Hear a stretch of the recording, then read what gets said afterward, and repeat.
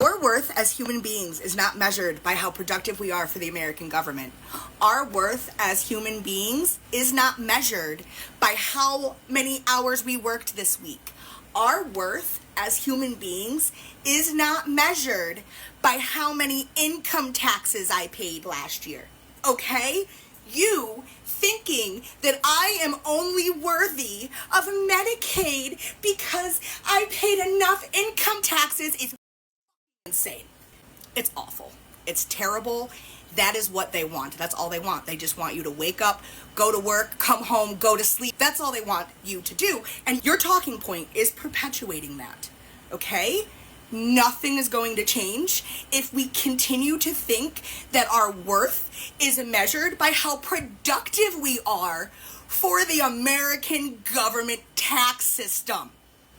Knock it off. My husband and I were just talking about what it takes to break the generational curse of poverty, okay?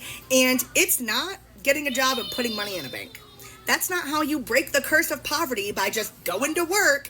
What I'm doing right now, the choices I'm making for my children by being here, being available, being attentive, being on top of their education, their medical resources, their diagnoses, their mental health, that is how you break generational curses of poverty.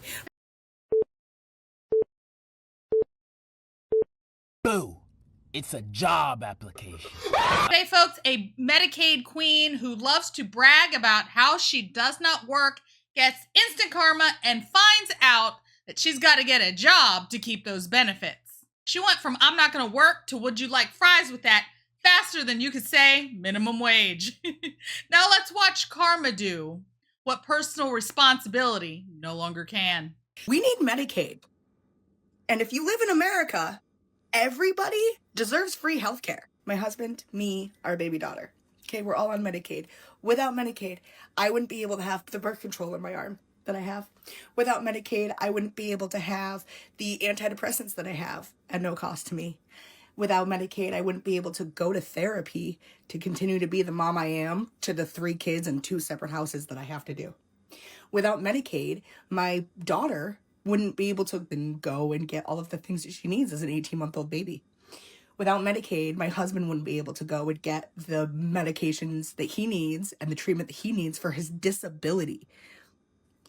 Without Medicaid, not a single person in my house would have health care.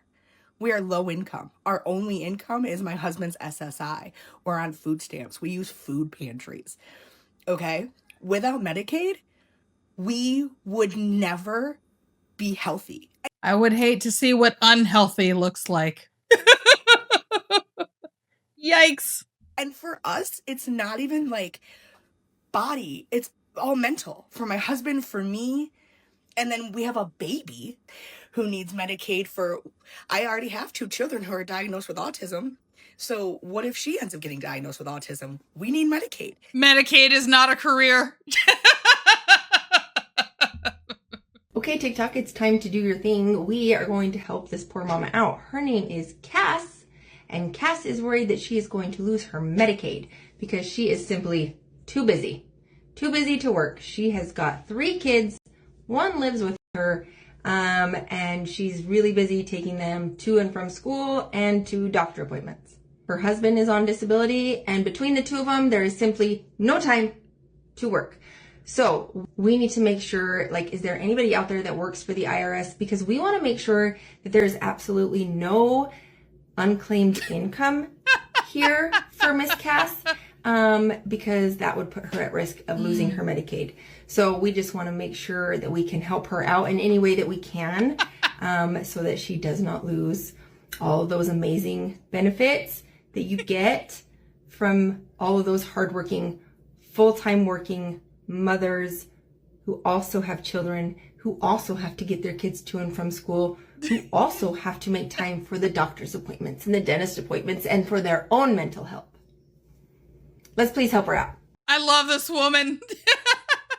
New work requirements for Medicaid are only existing so that the government can receive more taxpayer money, right? We need more taxpayers into the tax-paying pool, okay? Okay, so that's fine. Now these people are out there generating more taxes, why are your taxes not getting lowered now? If we're adding more people to the workforce to generate taxes for the government, shouldn't your tax rate lower? But it's not. There's not a single tax break for the middle class at all in this bill. So I have to know, what is the point of you all fighting for these work requirements when any of this extra tax money that's about to be generated to the government is not even going to benefit you? He's not even going to give you tax cuts after making people go to work. No one's complaining about working 20 hours a week. Okay, I'll do it. Like, I don't care what I have to do. Hey, you want to see something cool?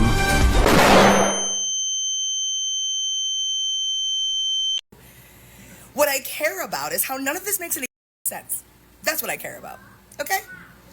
You are all fighting so hard for these cuts to Medicaid and these work requirements when the taxes that it's going to generate aren't even going to benefit you. Don't you deserve a tax break? Don't you deserve lower taxes? Isn't that what you're all mad about? Why aren't you getting those tax breaks? Shouldn't you be madder about you not getting tax breaks than you should be about low-income people needing to go to work? I can make $0 or $2,900 a month and still qualify for Medicaid. I don't think any of you understand what you're actually mad about. You are just mad and you don't know how to channel it to the government where it belongs, because that's who we're mad at. I don't know. Keep being mad at poor people, though. That's fine. Okay, so yes, we do get tax breaks, but what in the world does that have to do with you getting a job? That was a very, very satisfying moment. All that hubris just wiped away with one Trumpian moment. I'll do it. Like, I don't care what I have to do. Except that's all she's been doing is complaining, right? And bragging about how she's not going to work and how much better it is that she stays home and she's there with her kids and she has a husband and he's disabled and another co-parent because some of her kids have a different baby daddy, but she's just going to stay home and take care of her kids. And that's way better than working. Oh, but now she's getting a job. I found that moment very satisfying. If you found that moment satisfying as well, let me know about it in the comments section below. Ethos is encouraging work. The Democratic ethos is encouraging government dependence. There's nothing politically devastating about trying to bar 1.4 million from getting welfare. There's nothing politically devastating about encouraging 4.8 million people who choose not to work to try to work a little in order to get government benefits. And they did in the Senate install a $50 billion fund for rural hospitals, which was something he also raised concerns about. So I don't agree with his political analysis, nor does virtually every other Republican who helped to craft and ultimately pass this bill. And I think Republicans ought to lean into these things. Work requirements are good. Encouraging work instead of welfare is a good thing, and it will work in campaigns. Democrats have become the party of exploding government benefit programs during vastly expanding Medicaid beyond what it was ever intended to do, and then saying, gee whiz, now people are trying to take things away. Do you think people like healthcare, though? Do you think people like healthcare? Do you think people like healthcare? I don't think they like the system we live under, which is not a Republican system. It's Obamacare, which exploded premiums and has vastly expanded the welfare state. There is no question. You guys are conflating two populations, and it's not my conjecture. Just ask the CBO. Everybody likes to cite the CBO. The CBO's own numbers. Typically. 4.8 million. Well, I'm going to cite them because they tend to be popular, at least in here. 4.8 million people on Medicaid who choose not to work. That's not my going out and counting. That's the CBO. 1.4 million but Scott, have you ever?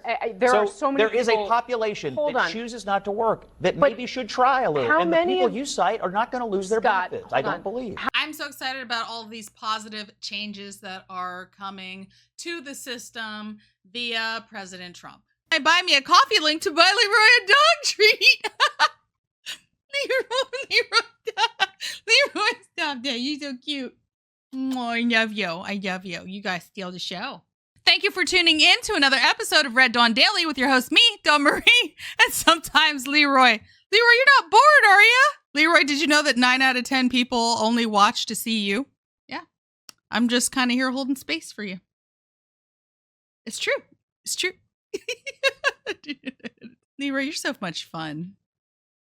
You're way more fun than any puppet. Right, Leroy?